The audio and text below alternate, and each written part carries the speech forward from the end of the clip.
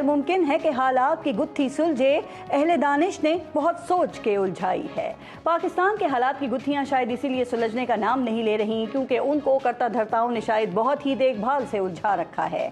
पाकिस्तान के साथ साथ आजकल बानी पीटीआई की हालात की गुत्थी भी सुलझने का नाम नहीं ले रही। इस गुत्थी को उलझाने के लिए भी हुकूमती अहले दानिश बड़ी मेहनत करते दिखाई दे रहे हैं। उन पर मुकदमात इस तरतीब से बनाए और उलझाए जाते हैं कि वो लंबे अरसे तक जेल से बाहर ना आ सके। बानी पीटीआई पर मुकदमात बनाने का आगाज अदम एतमाद के बाद लॉन्ग मार्च से हुआ, लेकिन तोड़ फोड़, एहतजाज और रैलियों पर बनने वाले मुकदमात में उनको गिरफ्तारी से पहले ही जमानतें मिलने से जेल में डालना मुमकिन ना हो सका। तो फिर सरकार के अहले दानिश ने तोशाखाना की गुत्थी उलझाई और उनको इस मुकदमे में सजा सुना दी।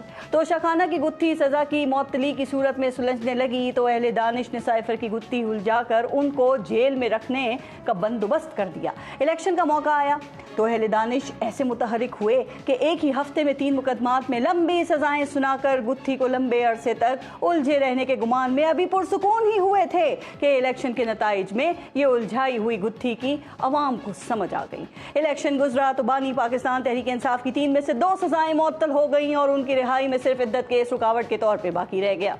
आखिरी रुकावट को खत्म होता देखकर अहले दानिश फिर मुतहरिक हुए और इद्दत केस के फैसले के दिन जज पर एतराज उठा। देखते ही देखते इज्जत माब जज केस से अलहदा हुए और ये केस नई अदालत में चला गया।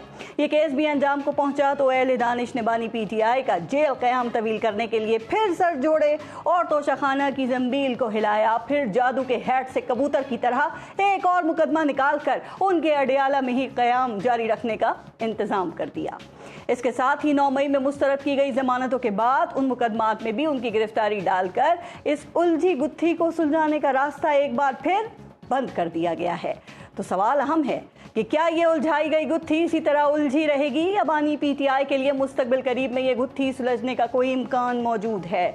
अब मखसूस नशिस्तों के फैसले के बाद पीटीआई की गुत्थी को भी पाबंदियों में उलझाने और आर्टिकल 6 लगाने का मिशन ही अहले दानिश का आखिरी मार्का ख्याल किया जा रहा है।